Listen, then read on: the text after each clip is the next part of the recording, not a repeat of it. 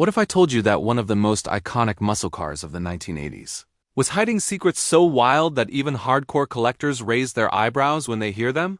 What if the car that defined an entire generation of American performance?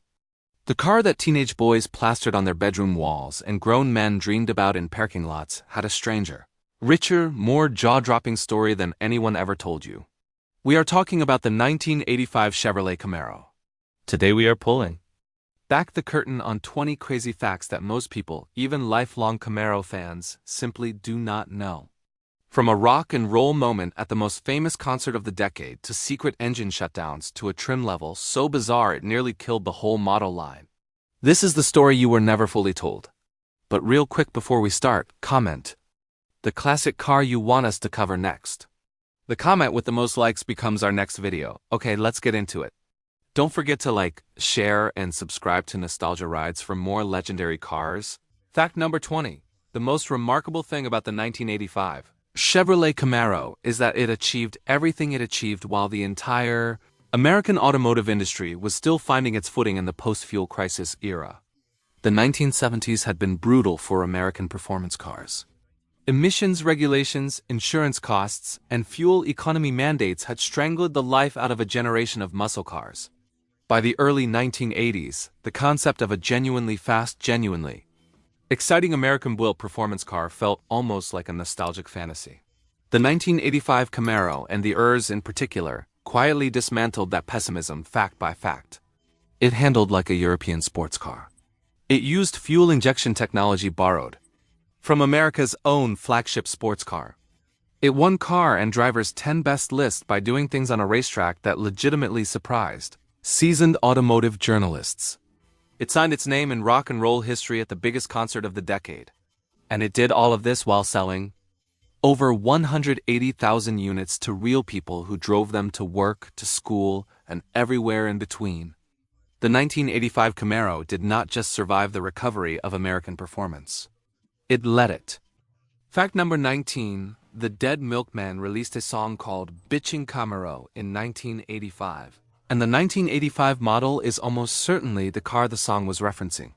The Philadelphia-based punk band released the track as part of their debut album, and it became one of the most enduring pieces of automotive pop culture from the decade.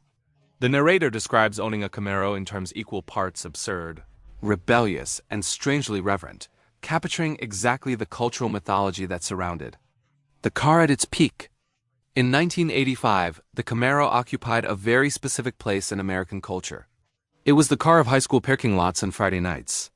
It was the car that said something loud and deliberate about its owner's identity. Television, music videos, and film all kept placing Camaros in scenes that were meant to signal attitude, rebellion, and unapologetic American cool. Chevrolet did not pay for that cultural positioning.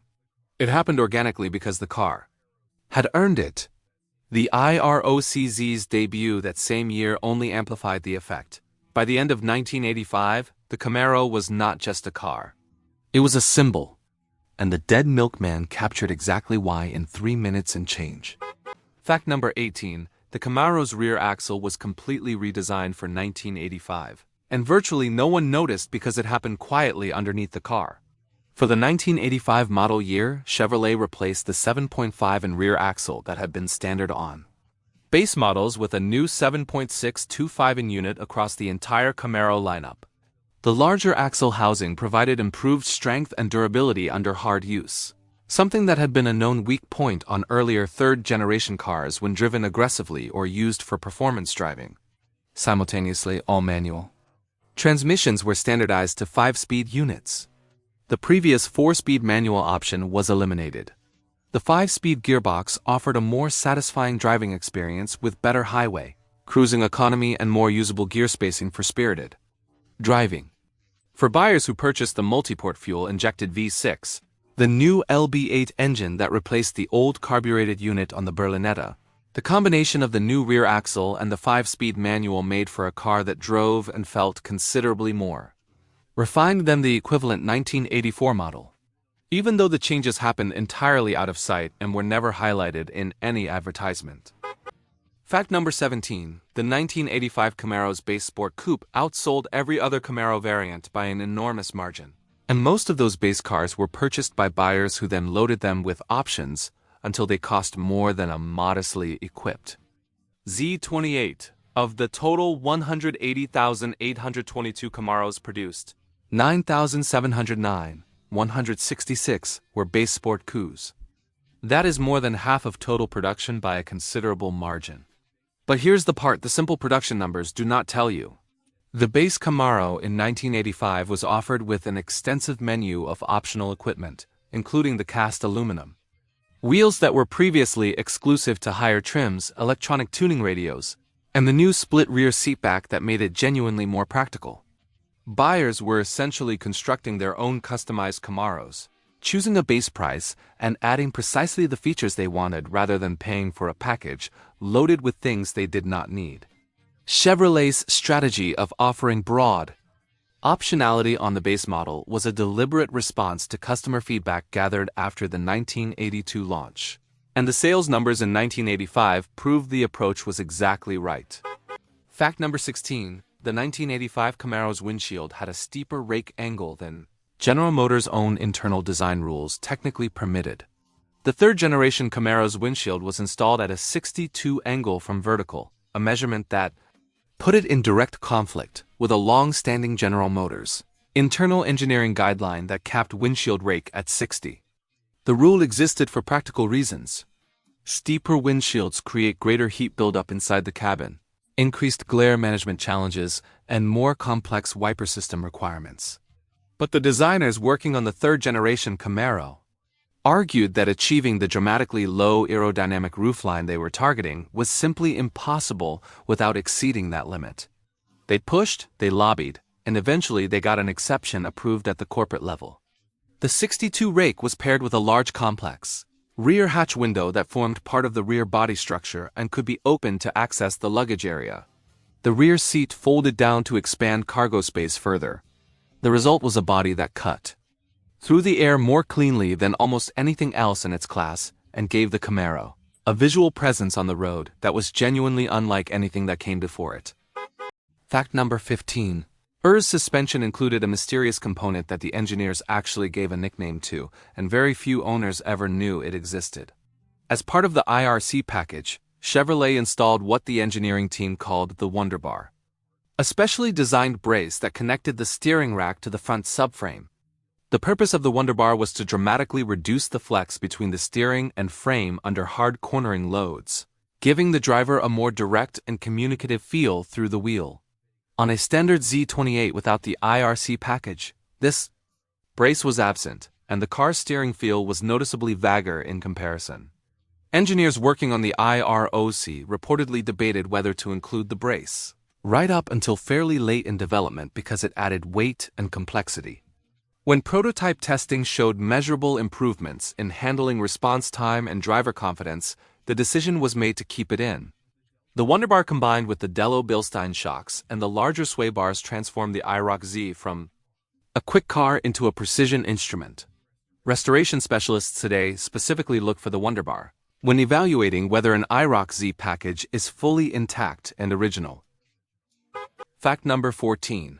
The L69 high-output engine, the 4-barrel 305 producing 190 horsepower, was cut off mid-production year in 1985, and only a tiny handful of cars received it. The L69 was the most powerful engine available in the IRCZ when paired with the 5-speed manual transmission, which made it the ultimate driver's choice for the model year. But Chevrolet halted production of the L69 option on April 26, 1985. Roughly halfway through the model year without any public announcement or explanation at the time. The total number of L69 IROZ models built for 1985 was 2,497. After that cutoff date, buyers who walked into a dealership hoping to order the manual transmission high-output IROC Z were told the combination was simply no longer available. The L69 did not return for the 1986 model year at all. It was discontinued entirely. Collectors who understand this history know that an L69 IROC with a 5-speed manual from the first half of the 1985 model year represents the last opportunity to own the highest output driver-focused IROC Chevrolet ever assembled in that configuration. Fact number 13. The man who won the Drive IRZ raffle almost immediately sold it, and the car then disappeared for over 2 decades. The winner was a 25-year-old computer programmer from Colchester, Connecticut named Ken Bowser. He won the car through a multi-ITY radio station promotion in which key holders attempted to unlock the car door, and in a twist that sounds almost scripted, his key did not work on the first attempt. The organizers went around the group of finalists a second time, and this time Ken's key opened the door. He was handed the keys to one of the most historically loaded Camaros ever built. But Ken quickly realized a significant problem.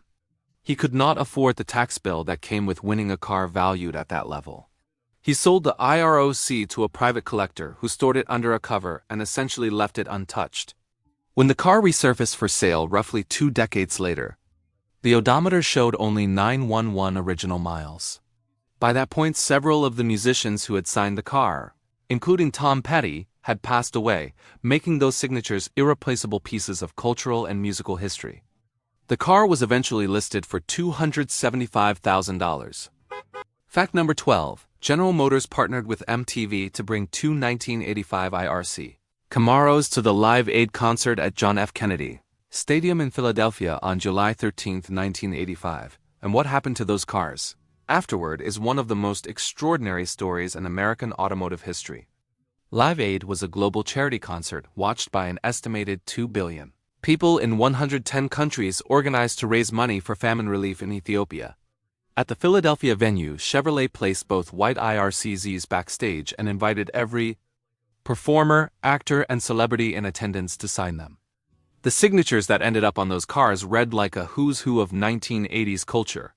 MC Jagger, Eric Clapton, Jimmy Page, Robert Plant, Ozzy Osbourne, Tom Petty, Neil Young, Sherby Midler, Don Johnson, Chevy Chase, Run DMC, Duran, Carlos Santana, Patti Leo, the Beach Boys, the Four Tops, nearly 100 signatures in total. Chevrolet then had the signatures clear-coated to preserve them permanently. One car went to the General Motors Heritage Collection. The other went on an 8-city promotional tour before being raffled off at a follow-up concert called Drive Aid in 1986. The winning ticket holder received one of the most historically significant Camaro ever assembled. Fact number 11. The 1985 IRZ made Car and Driver magazine's prestigious 10 Best list for that year, and the car earned it through performance data that surprised almost everyone. On the skid pad, a standard production IROC with factory suspension, and those 16-in Gatorback tires was capable of generating between 0.88 and 0.92 times gravitational force in lateral cornering acceleration. For context, those numbers rivaled purpose-built European sports cars that cost twice as much. In slalom testing, the URS could navigate a standard cone course at 63.3 miles per hour, faster than most of its contemporaries. 0 to 60 miles per hour came in approximately 7 seconds with the high-output engine. These were not numbers achieved through tricks or special preparation. They were stock off the results that any buyer could realistically expect to replicate. The engineers who developed the A-Rock suspension specifically tuned it to deliver European-style handling balance rather than the traditional American approach of straight-line brute force. The result was a car that could genuinely embarrass a lot of sports cars on a winding road, something the Camaro's reputation had not always reflected in previous generations. Don't forget to like, share, and subscribe to Nostalgia Rides for more legendary cars. Fact number 10. The 1985 Camaro competed almost entirely alone at the top of the American pony car segment. And the numbers prove it. By 1985, the landscape of American performance cars had shifted dramatically from the golden era of the late 1960s and early 1970s. The Camaro and its corporate cousin, the Pontiac Firebird, were the only true pony cars left in production. Full-size, rear-wheel drive, long-hood, short-deck performance machines in the classical American tradition. The Ford Mustang was still selling well, but automotive journalists at the time consistently noted that the Mustang had grown smaller and lighter than the traditional pony car formula. General Motors produced over 20,000 more Camaros in 1985 than Ford produced Mustangs. The Camaro outsold the Dodge Challenger, the Plymouth Barracuda, and every other would-be American sports coupe because none of them existed anymore. Chevrolet had the segment almost entirely to itself. and 1985 proved it could hold that position without coasting. Total Camaro production across all models came to 180,822 units. A genuinely impressive figure for a car that had been on the same basic platform for 3 years.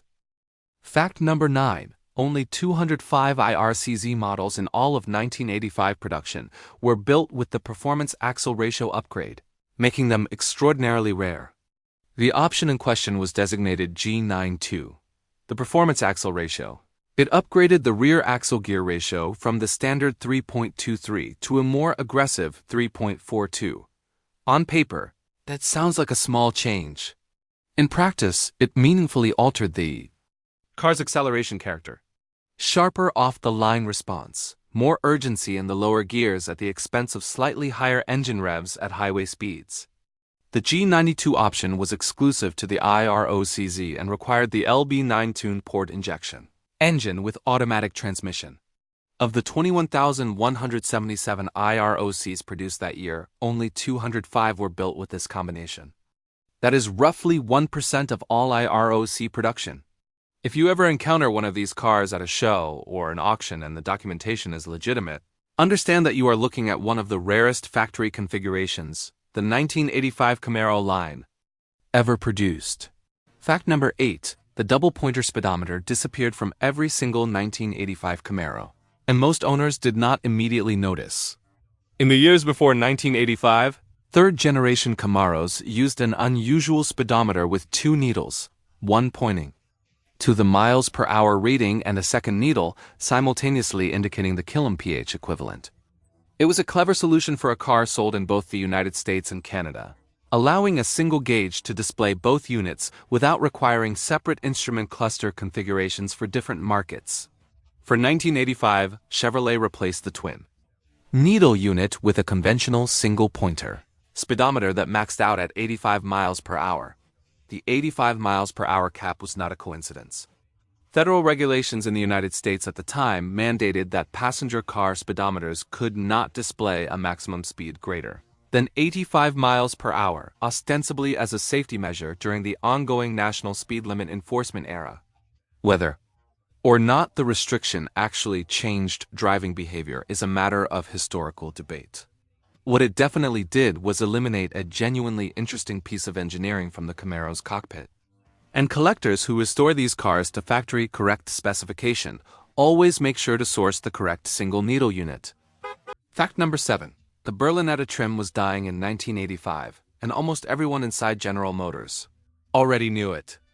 The Berlinetta had been introduced as the luxury and technology-forward Camaro, aimed at buyers who wanted the F-body platform, but preferred comfort and gadgetry over raw performance. Its signature feature was an extraordinary instrument cluster, called the Graphic Control Center, a futuristic arrangement of electronic pods and digital displays mounted on the steering column that looked like something out of a science fiction film. In 1985, the Berlinetta received a new standard engine, the 2.8L multiport fuel-injected V6, producing 135 horsepower as part of an attempt to breathe new life into the trim. It did not work. Of the total Camaro production that year, only 13,649 Berlinettas were built. That was the worst sales performance of any Camaro variant, and the numbers had been declining for 2 consecutive years. Chevrolet discontinued the Berlinetta after the 1986 model year. Today, surviving Berlinettas with fully functioning original Graphic Control Center electronics are considered rare and genuinely collectible, because those complex electronic systems are notoriously difficult to restore. Fact number 6. There was a secret Californianly IROC-Z that looked completely different from every other IROC-Z sold in the country. Chevrolet's California marketing group developed a special regional variant, designated the 1C5 RPO. California IROC-Z, only 500 examples were produced. 250 finished in black and 250 in red. These cars received the 5.0 tuned port injection engine and the automatic transmission, just like standard IOCZs, but the visual differences were striking. The California IROC used the base Camaro's hood, no louvers, no performance styling, and had no rear spoiler on the deck lid. More surprisingly, it wore no IROC exterior decals at all. From the outside, if you did not know what you were looking It would be very easy to mistake one of these cars for a plain-based Camaro. The idea was supposedly to appeal to California buyers who wanted the IRC's mechanical upgrades without the flashy graphics.